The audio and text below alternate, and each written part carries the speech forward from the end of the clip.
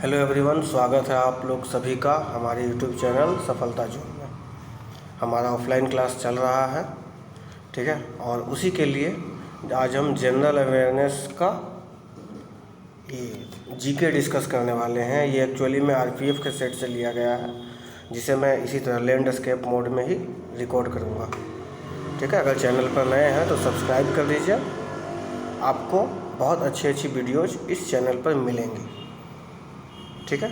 चलिए, आज हम लगभग इसमें 50 क्वेश्चन है और 50 क्वेश्चन का पोस्टमार्टम करने वाले हैं। हो सकता है कि 50 क्वेश्चन का हम डिस्कस नहीं कर पाएँ, क्योंकि एक टाइमलाइन रखा गया है, ठीक है। अगर 20 क्वेश्चन भी हम डिस्कस करते हैं तो आपको समझिए 5000 क्वेश्चन का डिस्कशन हो जाएगा, क्योंकि काफ़ी डिटेल में इसको डिस्कस करूँगा। एक क्वेश्चन से आपका 50 क्वेश्चन, 30 क्वेश्चन, 40 क्वेश्चन निकल कर आएगा। चलिए तो डिस्कस करते हैं, ज़्यादा बात नहीं।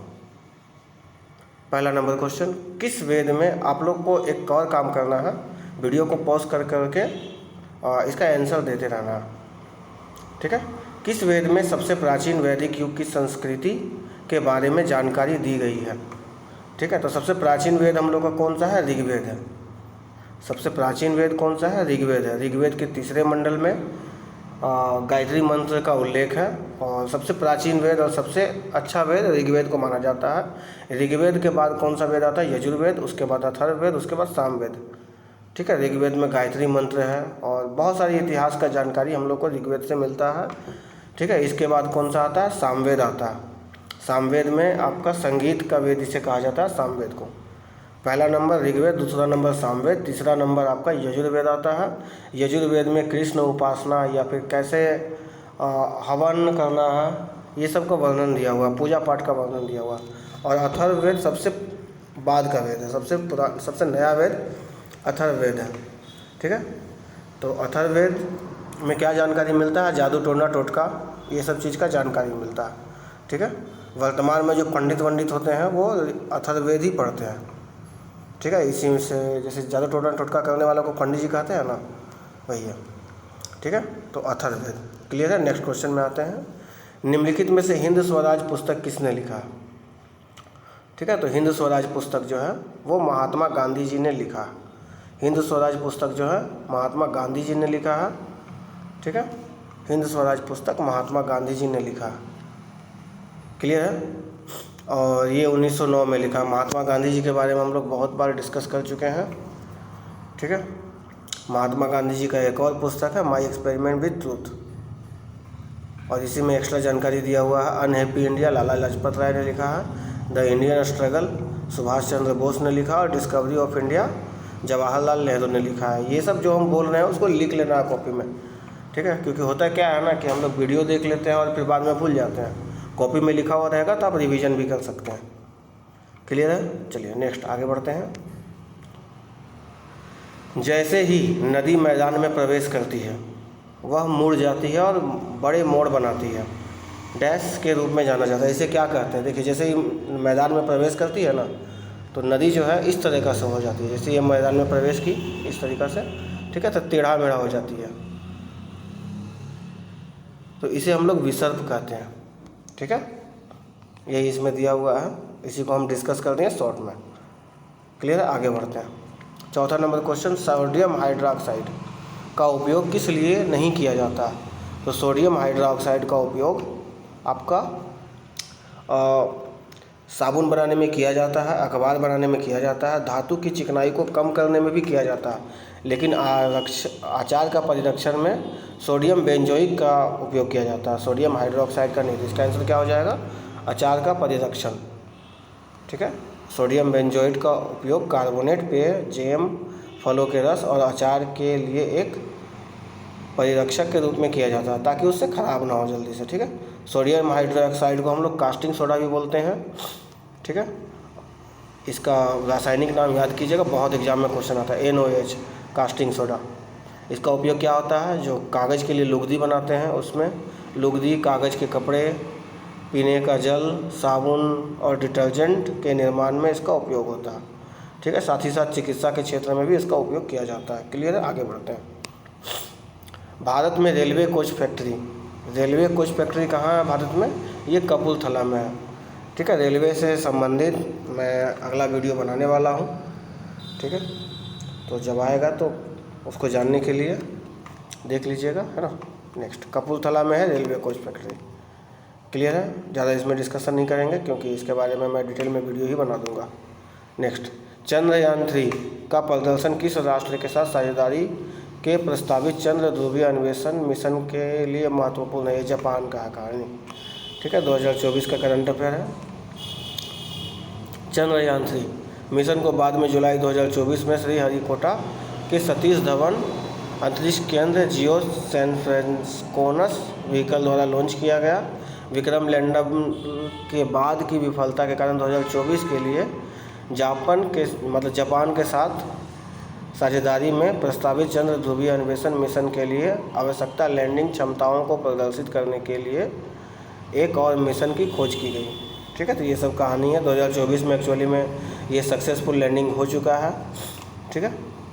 चलिए नेक्स्ट आगे बढ़ते हैं। टुंड्रा प्रकार की वनस्पति के बारे में निम्नलिखित में से कौन सा कथन सही है? कौन सा कथन सही नहीं है, ठीक है। तो इसमें से कौन सा कथन सही नहीं है ये जानना। छोटी झाड़ियों एक वनस्पति का हिस्सा है? नहीं। यहाँ कोई और लाइकेन पाए जाते हैं, यहाँ काई और लाइकेन पाए जाते हैं, ये भी सही है, इसमें गलत बताना है ना। यहाँ प्राकृतिक वनस्पतियों का विकास सीमित है, यह समशीतोष्ण क्षेत्र में पाई जाती है। तो इसका हो जाएगा, देख लेते हैं, यह समशीतोष्ण क्षेत्र में पाई जाती है। इसमें हम भी कन्फ्यूज हो गए थे, ठीक है। यह समशीतोष्ण क्षेत्र में पाई जाती है। क्लियर, थोड़ा सा जानकारी। समशीतोष्ण क्षेत्र में टुंड्रा प्रकार की वनस्पति नहीं पाई जाती है। टुंड्रा वह क्षेत्र होता है जहाँ वृक्ष नहीं पाए जाते हैं, प्रायः यहाँ जलवायु ठंडी होती है। टुंड्रा क्षेत्र में बहुत ही सीमित प्राकृतिक वनस्पति मिलती है। टुंड्रा प्रकार की वनस्पति ज़्यादातर आर्कटिक क्षेत्रों के उत्तर या ऊंचे पहाड़ पर लकड़ी के ऊपर देखी जाती है। यहाँ केवल काई, लाइकेन और छोटी झाड़ियाँ पाई जाती है। यह अल्पकालीन ग्रीष्म ऋतु के दौरान ही विकसित होती है। क्लियर है। यहाँ के जानवरों के शरीर पर मोटा फर एवं मोटी चमड़ी होती है, इन्हें ठंडी जलवायु के लिए सुरक्षित रखती है। टुंड्रा क्षेत्र में पाए जाने वाले कुछ जानवर सील, वालरस, कस्तूरी बैल, ध्रुवीय उल्लू, बर्फीले लोमड़ी है। इसका फोटो देख लीजिए। टुंड्रा प्रकार का वनस्पति यही है, ठीक है। यही है टुंड्रा प्रकार का वनस्पति। चलिए नेक्स्ट, सरोजनी नायडू ने कांग्रेस के किस अधिवेशन की अध्यक्षता की है? ठीक है, सरोजनी नायडू ने कांग्रेस की किस अधिवेशन की अध्यक्षता की है? ये आज़ादी से पहले का बात हो रहा है। आज़ादी से पहले मात्र 3 ही महिलाओं ने कांग्रेस अधिवेशन में भाग लिया था। सबसे पहली थी एनी बेसेंट, ठीक है। भारत की पहली महिला कांग्रेस की पहली महिला अध्यक्ष कौन थी? एनी बेसेंट थी। और सेकंड कौन थी?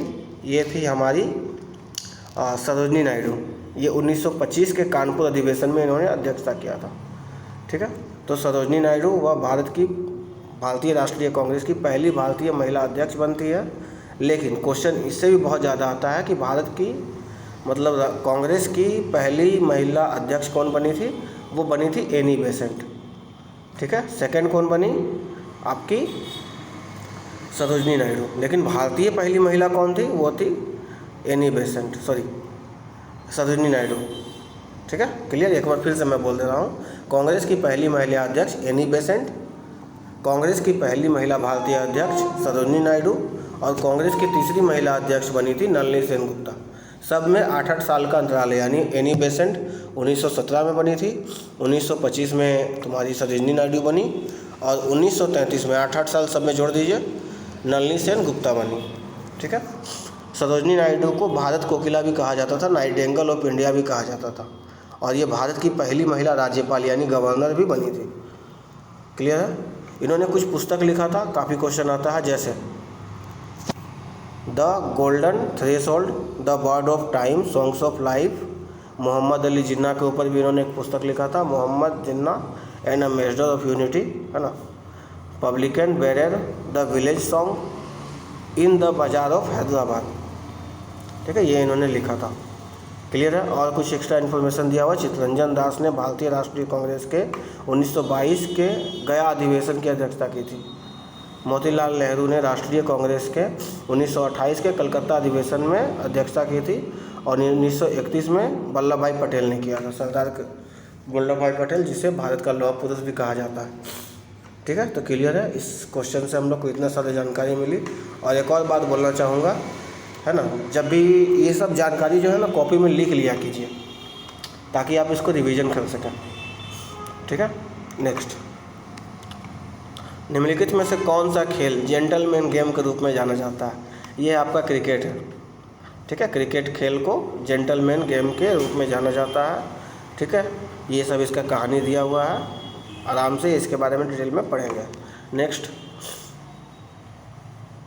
दुमाक्ष और तंत्रिकाक्ष किस कोशिका के भाग है? ये न्यूरॉन कोशिका के भाग है। दुमाक्ष और तंत्रिकाक्ष ये न्यूरॉन कोशिका के भाग है। ठीक है, न्यूरॉन कोशिका मस्तिष्क का कोशिका होता है। ठीक है, इसके बारे में हम लोग अच्छा से डिस्कस करेंगे कोशिका वाले चैप्टर में, लेकिन इसमें भी कुछ जानकारी मिलना चाहिए। गुर्दे की कार्यात्मक इकाई को नेफ्रॉन कहते हैं। लाल रक्त कोशिकाओं को एरिथ्रोसाइट भी कहा जाता है। लाल रक्त कोशिकाओं पूरे शरीर में ऑक्सीजन ले जाने का काम करती है। हीमोग्लोबिन लाल रक्त कोशिकाओं के एक रंग द्रव्य है जो कोशिकाओं को उनके लाल रंग देता है। ठीक है, जैसे खून का रंग लाल क्यों होता है? तो ये हीमोग्लोबिन का कारण होता है। हीम का मतलब होता है लोहा। ठीक है, ग्लोबिन का मतलब जो पिगमेंट होता है। तो ठीक है, हीम का मतलब लोहा। लोहा जो जानवे करते हैं, लोहा में जंग लगता है, लोहा ऑक्सीजन की संपर्क में आके लाल हो जाता है ना, यानी जंग छोड़ देता है, तो वही लाल रंग का निर्माण करता है। ठीक है, तो हमारी जो ब्लड है वो लाल क्यों होता है? हीमोग्लोबिन के कारण। श्वेत रक्त कोशिकाओं को ल्यूकोसाइट्स भी कहा जाता है, वाइट ब्लड सेल्स। ये प्रतिरक्षा प्रणाली है हमारे शरीर का। ठीक है, और ये क्या करता है? बाहर से आने वाले, ये लिखा हुआ, ये विदेशी आक्रमणकारियों के खिलाफ शरीर की रक्षा करता है। ठीक है, चलिए नेक्स्ट, विश्व बैंक वर्गीकरण 2020-21 के अनुसार भारत की श्रेणी क्या है? तो 2020-21 के अनुसार भारत की श्रेणी है निम्न मध्यम आय वाला देश। ठीक है, नॉर्मल सा बात है, भारत क्या है? निम्न मध्यम आय वाला देश है। विश्व बैंक ने 2020-21 में आय के स्तर के आधार पर अर्थव्यवस्थाओं के वर्गीकरण के अनुसार निम्न मध्यम आय वाले देश के रूप में वर्गीकृत किया है। ठीक है, विश्व बैंक कहाँ पर आता है? ये वाशिंगटन डीसी में। ठीक है, विश्व बैंक का स्थापना हुआ था जुलाई 1944 में। विश्व बैंक का मुख्यालय वाशिंगटन डीसी है, अमेरिका। ठीक है, और ये एक अंतर्राष्ट्रीय वित्तीय संस्थान है। ये अलग अलग देशों को वित्तीय सहायता देती है। ठीक है, यानी लोन देती है। वित्तीय सहायता क्या करेगी? ठीक है, ठीक है, भारत भी बहुत सारा लोन लिया हुआ है विश्व बैंक से, कोई बात नहीं है, लोन लिया हुआ है तो डेवलपमेंट का काम हो रहा, कोई घोटाला नहीं हो रहा। नेक्स्ट, 12 नंबर, कर्क रेखा भारत के कितने राज्यों से होकर गुजरती है? कर्क रेखा भारत के 8 राज्यों से होकर गुजरती है। ठीक है, कर्क रेखा भारत के 8 राज्यों से होकर गुजरती है। कर्क रेखा क्या है? जब हम ग्लोब देखेंगे, वर्ल्ड मैप देखेंगे, तो उसमें 3 अक्षांश रेखा आपको दिखेगा। बीच वाला को भूमध्य रेखा कहते हैं। ठीक है, इस तरीक़ा से, अरे क्या बना रहे हम लोगों, ये गोल हो गया, ऐसे ऐसे ऐसे ऐसे ऐसे ऐसे। इसमें फ़ोटो अच्छा नहीं बनता। एक मिनट, थोड़ा सा समय दीजिए। ये एक ऊपर में हो गया, ये एक नीचे में हो गया, एक बीच में हो गया। बीच वाला को हम लोग भूमध्य रेखा कहते हैं, ऊपर वाला को कर्क रेखा कहते हैं, नीचे वाला को मकर रेखा कहते हैं। लेकिन क्या, ये बीच वाला हो गया 0 डिग्री। ठीक है, और ये ऊपर वाला हो गया 23.5 डिग्री उत्तरी अक्षांश, इसको कहते हैं। इसी को हम लोग कर्क रेखा कहते हैं। इसी को हम लोग क्या कहते हैं? कर्क रेखा। और नीचे वाला क्या होता है? मकर रेखा। ठीक है, ये भी 23.5 डिग्री होता है। 23.5 डिग्री दक्षिणी अक्षांश में कर्क रेखा है, 23.5 डिग्री उत्तरी अक्षांश में, 23.5 डिग्री दक्षिणी अक्षांश में मकर रेखा है, 23.5 डिग्री उत्तरी अक्षांश में कर्क रेखा है, और 0 डिग्री अक्षांश में आपका भूमध्य रेखा है, जिसको विषुवत रेखा भी कहते हैं। क्लियर है ना? ये भूमध्य रेखा से ऊपर जाइएगा तो ये भूमध्य रेखा जो होता है ना, इसमें बहुत ज़्यादा गर्मी होता है। ये कर्क रेखा से ऊपर जाइएगा तो ठंडा लगेगा, इसके मकर रेखा के भी नीचे जाइएगा तो आपको ठंडा लगेगा। लेकिन ये बीच में जो है ना, वो सारा चीज़ का एहसास होगा। बीच वाला को खाली गर्मी का एहसास होगा। ठीक है, जो किनारे किनारे में है उसको सारा मौसम का एहसास होगा। चलिए, ठीक है, यही है। तो 16 देश कर्क रेखा से गुजरता है। ठीक है, जिसमें भारत भी आता है। 16 देश कर्क रेखा से गुजरता है और महाद्वीप का बात करें तो 3 महाद्वीप कर्क रेखा से गुजरता है, मतलब कर्क रेखा गुजरता है, महाद्वीप नहीं गुजरेगा, है ना, बोलने में मिस्टेक हो गया। 3 महाद्वीपों से कर्क रेखा गुजरता है। पहला है आपका साउथ अमेरिका, दूसरा हो गया अफ्रीका और तीसरा हो गया एशिया।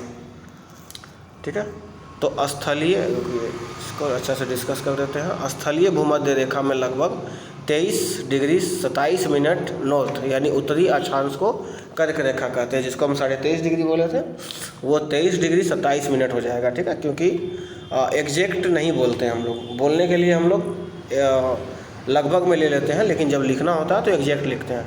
23 degree 27 minute. ठीक है, 16 देश जहाँ से होकर कर्क रेखा गुजरती है, जिसमें से भारत भी एक है।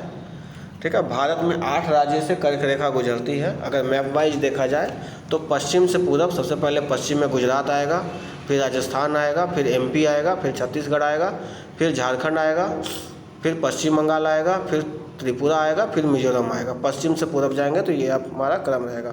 माही नदी को कर्क रेखा 2 बार काटती है। ठीक है, माही नदी को कर्क रेखा 2 बार काटती है। और हमारे राज्य झारखंड का बात किए थे, तो हमारे राज्य झारखंड का रांची जो ज़िला है ना, वहाँ जो आपका कांके रोड है, वहाँ से गुजरती है कर्क रेखा। ठीक है, तो अपने राज्य का एकदम एग्जैक्ट लोकेशन पता होना चाहिए। क्लियर है, कर्क रेखा 16 देश और 3 महाद्वीप से होकर गुजरती है। क्लियर है, ये है मैप देख लीजिए। ठीक है, गुजरात, मध्य प्रदेश, थोड़ा सा राजस्थान यहाँ आता है, देख लीजिए यहाँ पर थोड़ा सा राजस्थान है ना, थोड़ा सा राजस्थान यहाँ पर आ रहा, राजस्थान, मध्य प्रदेश, झारखंड, वेस्ट बंगाल का पुरुलिया जो है ना वो, और आपका ये आ गया त्रिपुरा, मिजोरम, बीच में बांग्लादेश पड़ जाता है। ठीक है, उसके बाद आपका कौन सा देश है आपका, ये म्यांमार देश यहाँ पर जाके घुस जाता है। क्लियर है, आगे बढ़ते हैं। चलिए, डुरंड कप किस खेल से संबंधित है? बहुत इंपॉर्टेंट क्वेश्चन है। डुरंड कप जो है फुटबॉल खेल से संबंधित है। इसके बारे में पूरा डिस्कस करवाऊंगा, इसको पूरा लिख लेना आप लोग को, क्योंकि ये बहुत ज़्यादा इंपॉर्टेंट है, जल्दी याद नहीं होता है। ठीक है, तो डुरंड कप क्या है? ये फुटबॉल से संबंधित है। ये एशिया का सबसे पुराना खेल है। ये एशिया का सबसे पुराना और दुनिया का तीसरा सबसे पुराना खेल है। ठीक है, यहाँ पर लिखा हुआ है खेल, यहाँ पर लिखा हुआ है ट्रॉफी। तो क्रिकेट से संबंधित जितनी ट्रॉफियाँ हैं यहाँ पर लिखा हुआ है। एसएस ट्रॉफी क्रिकेट से संबंधित है, रिलायंस कप क्रिकेट से संबंधित है, रोथमैन ट्रॉफी क्रिकेट से संबंधित है, सीके नायडू ट्रॉफी क्रिकेट से संबंधित है। सीके नायडू से नहीं हो तो 200-300 बार क्वेश्चन पूछ चुका है। एसएच कप से भी बहुत बार क्वेश्चन पूछ चुका है, रिलायंस कप से भी क्वेश्चन पूछा जाता है, रोथमैन ट्रॉफी से भी क्वेश्चन पूछा जाता है। तो सारा इंपॉर्टेंट है, किसी को नहीं छोड़ना है, क्रिकेट से संबंधित ये ट्रॉफी है। नेक्स्ट, बास्केटबॉल आपका विलियम कप है बास्केटबॉल के लिए। ठीक है, बेंगलोर ब्लूज बास्केटबॉल के लिए है, Bangalore blues challenge cup basketball. Badminton से संबंधित है Thomas cup, badminton Agarwal cup, badminton Chadha cup, badminton Diwan cup, badminton. ठीक है, एक बार फिर से, Thomas cup, badminton Agarwal cup, badminton Chadha cup, badminton Diwan cup, badminton. Video को पॉज करके कम से कम 20 बार बोलिए, तभी याद होगा। ठीक है, नेक्स्ट, फुटबॉल जो है फुटबॉल से संबंधित है कोलंबो कप, मर्डेका कप और डुरंड कप। बहुत ज़्यादा क्वेश्चन इससे आता है, जो अभी भी आया था। ठीक है, और ये जो क्वेश्चन मैं डिस्कस कर रहा हूँ ये आया हुआ क्वेश्चन है। ठीक है, खुद से बना कर नहीं डिस्कस कर रहा हूँ। तो ये फुटबॉल से संबंधित कौन सा है? डुरंड कप है, मर्डेका कप है, कोलंबो कप है। अब वॉलीबॉल से आते हैं, शताब्दी कप, फेडरेशन कप से बहुत बार क्वेश्चन आया है। ठीक है, इंदिरा प्रधान ट्रॉफी और शिवंथी गोल्ड कप से भी काफ़ी बार क्वेश्चन आया है। ठीक है, फेडरेशन कप से बहुत बार क्वेश्चन आया। फेडरेशन कप वॉलीबॉल से संबंधित है। गोल्फ से संबंधित है राइडर कप। ठीक है, और सोलहम कप ये गोल्फ से ये भी संबंधित है। क्लियर है, राइडर कप पुरुष इसमें खेलता है और सोलहम कप में महिला खेलती है। वॉकर कप से बहुत ज़्यादा बार क्वेश्चन आ चुका है, ये भी गोल्फ से संबंधित है। ठीक है, वॉकर कप गोल्फ से संबंधित है, वॉकर कप गोल्फ से संबंधित है। क्लियर है, आगे बढ़ते हैं। ठीक है, तीरंदाजी विश्व कप, नाम से ही समझ में आ रहा है तीरंदाजी से संबंधित है। ठीक है, लॉन टेनिस, ठीक है इसको हटा देते हैं। लॉन टेनिस से संबंधित है फ्रेंच ओपन, यूएस ओपन, नाम सुने होंगे आप लोग, French open, US open, Australian open, ठीक है। Open cup, David open cup, Fed Cup, Whiteman cup, ठीक है। बहुत ज़्यादा फेमस ये सब खेल है, ठीक है। French open, US open, Australian open, open cup, David open cup, ठीक है। Fed Cup, Whiteman cup. Next table tennis. Table tennis से है आपका श्रावणकोर कप, स्वेतलिंग कप, बामा बेलेक कप। क्लियर है। तो ये सारा चीज़ को लिख लेना और याद कर लेना। नेक्स्ट आगे बढ़ते हैं। चलिए, ठीक है। वीडियो लंबा हो रहा, कोई दिक्कत नहीं है। जोजिला दर्रा किस पर्वत श्रेणी में स्थित है? जोजिला दर्रा आजकल सबको पता है कि जम्मू एंड कश्मीर में है, तो क्वेश्चन वो नहीं देगा कि कहाँ पर ये स्थित है, ठीक है। ये देगा किस श्रेणी में स्थित है। ये जास्कर श्रेणी में स्थित है, ठीक है, ठीक है। यह जास्कर श्रेणी में स्थित है। यह भारतीय केंद्र शासित प्रदेश लद्दाख की जास्कर श्रेणी की श्रृंखला है। श्रीनगर से ले जाने का सड़क मार्ग इसी दर्रे से होकर जाता है। इसे सिंधु नदी के द्वारा बनाया गया है, ठीक है। चलिए नेक्स्ट 15 नंबर क्वेश्चन। निम्नलिखित में से कौन सा एक अस्थायी विकास लक्ष्य नहीं है? अस्थायी विकास लक्ष्य नहीं है जिसे 2030 तक प्राप्त करने का लक्ष्य रखा गया है, ठीक है। लैंगिक समानता है, शून्य भुखमरी है, अच्छा स्वास्थ्य और कल्याण है। अंतरिक्ष अनुसंधान के लिए लक्ष्य नहीं रखा गया 2030 तक, ठीक है। क्लियर है, ये सब है, देख लीजिएगा। नेक्स्ट, मुस्लिम लीग के संबंध में निम्नलिखित में से कौन सा सही नहीं है? लीग का संविधान 1907 के कराची में बनाया गया था। 1908 में लीग ने के अमृतसर अधिवेशन में मुसलमानों के लिए अलग निर्वाचन मंडल की मांग की थी। अखिल भारतीय मुस्लिम लीग का नाम सैयद अहमद खान द्वारा प्रस्तावित किया गया था। इसमें गलत को छांटना है, तो ये गलत है। अरे इसको हटाओ, ये गलत है। अखिल भारतीय मुस्लिम लीग नाम सैयद अहमद खान द्वारा प्रस्तावित नहीं किया गया था, ठीक है। मुस्लिम लीग की स्थापना कब हुई थी? 1906 में हुई थी। मुस्लिम लीग की स्थापना कब हुई थी? 1906 में हुई थी, ठीक है। 30 दिसंबर 1906 में ढाका में हुआ था। क्वेश्चन इससे कई बार आ चुका है, ठीक है। और आपके जो मोहम्मद अली जिन्ना है वो कब इससे जुड़े थे? बता देते हैं। 1910 में मोहम्मद अली जिन्ना इससे जुड़े थे, ठीक है। 1910 में मोहम्मद अली जिन्ना इससे जुड़े थे। क्लियर है। चलिए नेक्स्ट, भारतीय संविधान के किस भाग में संशोधन की प्रक्रिया का उल्लेख किया गया? संशोधन, संविधान संशोधन हम लोग कर सकते हैं, है ना। इसको हम बताए थे कि कैसे याद रखना है। तो संविधान संशोधन क्या है? संविधान संशोधन करने में पैसा लगता है क्या? नहीं, फ्री का होता है। तो फ्री से हम लोग अफ्रीका याद रखेंगे, ठीक है। फ्री से अफ्रीका। तो संविधान संशोधन किस देश के संविधान से लिया गया है? अफ्रीका के संविधान से। अब यहाँ पर क्वेश्चन ये पूछा है कि किस भाग में इसको रखा गया। जैसे संविधान में 28 भाग है, ठीक है। देखा जाए तो 22 भाग है, लेकिन जब गिना जाए तो 28 को भाग हो जाता है, ठीक है। तो उसमें से किस भाग में है? तो ये 20वां नंबर भाग में है। संविधान संशोधन 20 नंबर भाग में है, अनुच्छेद 368, ठीक है। इसे अमेरिका के संविधान से, सॉरी अफ्रीका के संविधान से लिया गया है। क्लियर, आगे बढ़ते हैं। खालसा पंथ के संस्थापक कौन थे? खालसा पंथ के संस्थापक गुरु गोविंद सिंह थे। क्या किए थे ये? जैसे खालसा पंथ का स्थापना किए थे गुरु नानक, है ना। और बहुत सारे जो इनके गुरु थे वो सब इसमें अलग अलग काम किए थे, ठीक है। तो एक था गुरु ग्रंथ साहिब, इसको ही अगला गुरु बना दिए थे ये गुरु गोविंद सिंह जी ने, ठीक है। क्योंकि क्या हो रहा था ना, ये अनुवांशिक होते जा रहा था, उसका बेटा बनेगा, उसका बेटा बनेगा, और इसके कारण भविष्य में इस धर्म को, मतलब जो ये संप्रदाय है, इसको नुकसान हो सकता था। यही सब सोच के गुरु गोविंद सिंह जी ने ये गुरु का पद ही समाप्त कर दिए और खालसा पंथ का स्थापित किए, ठीक है। तो खालसा परंपरा की शुरुआत 1699 ईस्वी में सिख धर्म के 10वें गुरु गुरु गोविंद सिंह जी ने की, ठीक है। ये बिहार से संबंधित है, बिहार के पटना में इनका जन्म हुआ था, ठीक है। अब इसके बारे में थोड़ा सा जान लेते हैं। सबसे पहले गुरु कौन थे? खालसा पंथ का स्थापना करने वाले गुरु कौन थे? गुरु नानक देव, ठीक है। गुरु नानक देव थे 1469 में। इन्होंने लंगर व्यवस्था का शुरुआत किया था, ठीक है। इन्होंने लंगर व्यवस्था को शुरुआत किया था। इसे संगत एवं पंगत कहा जाता था उस टाइम। दूसरे गुरु कौन थे? गुरु अंगद देव, ठीक है। इन्होंने गुरुमुखी लिपि का आविष्कार किया था। तीसरे गुरु कौन थे? गुरु अमरदास, ठीक है। और चौथे गुरु कौन थे? गुरु रामदास। अमृतसर में स्वर्ण मंदिर का निर्माण यही करवाए थे। एक्चुअली में क्या था ना, गुरु अमरदास के ये बेटे थे और गुरु अमरदास की जो वाइफ थी वो गुरु अंगद देव की बेटी थी। और इसे अकबर ने बहुत सारा गांव दिया था, लगभग 100 गांव दिया था, कई सारा ज़मीन दिया था। ठीक है, तो इसी ज़मीन पर गुरु रामदास ने, जो कि इनकी पति थे, ठीक है, सॉरी उल्टा बोल दिए क्या, और गुरु अमरदास इसके पति थे।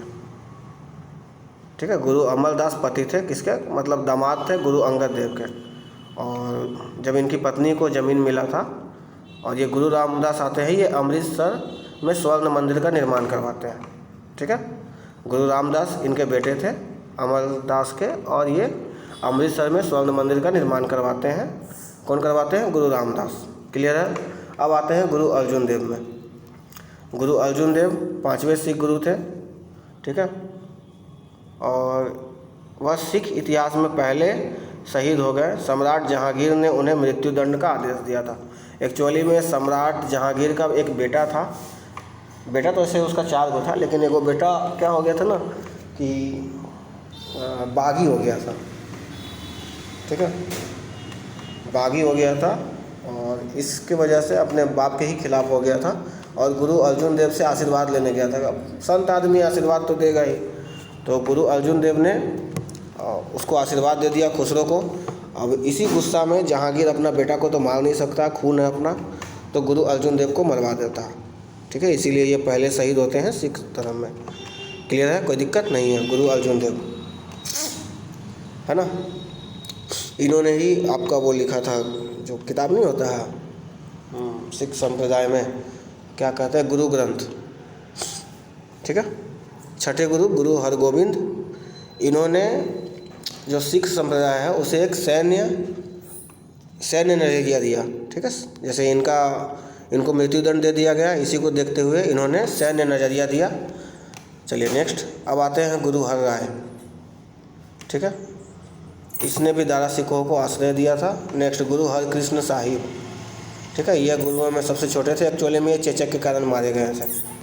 ठीक है, अब आते हैं गुरु तेग बहादुर। ठीक है, गुरु तेग बहादुर ये आनंदपुर की स्थापना करते हैं। ठीक है, तेग बहादुर, गुरु तेग बहादुर को इनको और इनके बहुत सारी अनुयायियों को, ठीक है, ये आपका औरंगजेब ने बहुत बुरा यातना दिया था और इस्लाम धर्म को स्वीकार न करने के कारण इन लोगों को मार दिया गया था। ठीक है, इनके 2 बेटा था, उसको भी मार दिया गया था। ठीक है, तो कौन मरवाया था ये आपका इसमें लिखा हुआ नहीं है, ज़रा सा ये जो है ज़्यादा ही मुग़लों का ये है दिख रहा हमको। ठीक है, तो गुरु तेग बहादुर को भी मरवा दिया गया था औरंगजेब के द्वारा। और सिर्फ इनको ही नहीं, इनके बहुत सारे अनुयायियों को बहुत जोरदार यातना दिया गया था, हाथ पैर काट दिया गया था, बीच से आधा काट दिया गया था गुरु तेग बहादुर को, इस्लाम नहीं स्वीकार करने के कारण। ठीक है, अब इसके बाद आते हैं 10वें सिख गुरु गुरु गोविंद सिंह। बहुत सारा कहानी इसके बारे में सुने होंगे आप लोग। ये एक्चुअली में बिहार में इनका जन्म हुआ था। ठीक है, इन्होंने 1699 में खालसा पंथ का निर्माण किया। अब मानव रूप में अंतिम सिख गुरु यही है। अब इसके बाद जो भी सिख गुरु होगा वो पुस्तक ही होगा। क्लियर है, तो एक क्वेश्चन से हम लोग इतना सारा क्वेश्चन को डिस्कस कर लिए हैं। ठीक है, वीडियो पसंद आएगा तो लाइक कीजिएगा। नेक्स्ट, किस वन को मानसून वन के रूप में भी जाना जाता है? तो ये हो जाएगा आपका उष्णकटिबंधीय पर्णपाती वन। किस वन को मानसून वन के भी नाम से जाना जाता है? तो वो है उष्णकटिबंधीय पर्णपाती वन। इसको ऐसे ही नॉर्मली डिस्कशन नहीं किया जा सकता है, इसके लिए एक मैप का ज़रूरत होता है। ठीक है, तो इसको हम अच्छा से डिस्कस करवाएंगे, चैनल को से जुड़ जाइएगा। चलिए 20वां नंबर क्वेश्चन, 20 नंबर तक ही डिस्कशन करेंगे, बाकी का बाद में। ठीक है, ये तो पूरा कर दें, चलो पूरा कर ही देते हैं। मोहिनीअट्टम शास्त्रीय नृत्य किस राज्य से संबंधित है? मोहिनीअट्टम जो है वो केरल से संबंधित है। नृत्य के बारे में पूरा जानकारी जान लेते हैं। मोहिनीअट्टम जो है वो दक्षिण भारत की केरल का शास्त्रीय नृत्य है। ठीक है, चलिए नेक्स्ट। इसके बारे में पूरा जानकारी ले लेते हैं। संगीत नाटक अकेडमी भारत में 8 शास्त्रीय नृत्यों को मान्यता देती है। भारत और राज्यों के 8 शास्त्रीय नृत्य क्या क्या है इसके बारे में डिस्कस कर लेते हैं। जैसे पहला भरतनाट्यम, ठीक है, इसको लिख लीजिए आप। और भरतनाट्यम जो है ना उसके बगल में लिख लीजिएगा भरतनाट्यम। जब भी आप भरतनाट्यम पढ़ेंगे तो आपको ये समझ में आ जाएगा भरतनाट्यम, ठीक है। भरत से आपका डांस हो गया और नाडु से हो गया राज्य। भरतनाट्यम यानी भरतनाट्यम तमिलनाडु राज्य से संबंधित है। याद करने का तरीका है कथक, कथक के साथ उत्तर लिख लीजिए, कथक उत्तर, कथक उत्तर, इस तरीक़ा से याद कीजिएगा, जल्दी याद होगा। केरल, केरल का है आपका कथकली, केरल का है, और मोहिनीअट्टम केरल का है। ये दोनों को साथ में याद कीजिएगा। कच्चीपुड़ी, कच्चीपुड़ी को कैसे याद करना है? कच्चा हो जाएगा पूरी कब? जब आंध्र लोग बनाएगा इसको, तो आंध्र प्रदेश, ठीक है। कच्चा पूड़ी कब होगा? जब आंध्र लोग पूड़ी को बनाएगा तो क्या हो जाएगा? कच्चा हो जाएगा। तो कुचिपुड़ी को आप कच्चा पूड़ी बोल सकते हैं, आंध्र प्रदेश से संबंधित है। ओडिसी, ओडिसी से। सत्रिया, असम से। मणिपुरी, मणिपुर से, ठीक है। तो जिसको याद करने में दिक्कत होता है उसके लिए ट्रिक भी बता दिए। क्लियर है? आगे, भारत के संस्कृति मंत्रालय ने छऊ को शास्त्रीय नृत्य की सूची में शामिल किया, ठीक है। इसका मतलब अब के गो नृत्य हो गया? आपका 9 नृत्य हो गया, ठीक है। ये देखिए सत्रिया का इस तरीक़ा से कपड़ा पहना जाता है, कथकली में ऐसा, भरतनाट्यम में ऐसा, और यक्षगान में ऐसा, देख सकते हैं। इसको देख के समझ सकते हैं। मोहिनीअट्टम में ऐसा कपड़ा, ठीक है। कथक में ऐसा कपड़ा, ओडिसी में ऐसा कपड़ा, और ये भगवत मेला में ऐसा कपड़ा। कच्चीपुड़ी में ऐसा, छऊ में ऐसा। छऊ एक्चुअली में झारखंड, वेस्ट बंगाल और उड़ीसा का डांस फॉर्म है, ठीक है। झारखंड में भी होता है अच्छा खासा, वेस्ट बंगाल, उड़ीसा। मणिपुरी ऐसा कपड़ा। क्लियर है? तो ठीक है, इसका आगे का पार्ट सेकंड वीडियो में, पार्ट 2 में आप लोग को मिलेगा। अभी अगर वीडियो अच्छा लगेगा तो चैनल को लाइक और सब्सक्राइब कर दीजिएगा, और शेयर करना मत भूलिएगा। चलिए, जय श्री राम। आज के लिए इतना ही। कहाँ से स्टॉप किया जाए?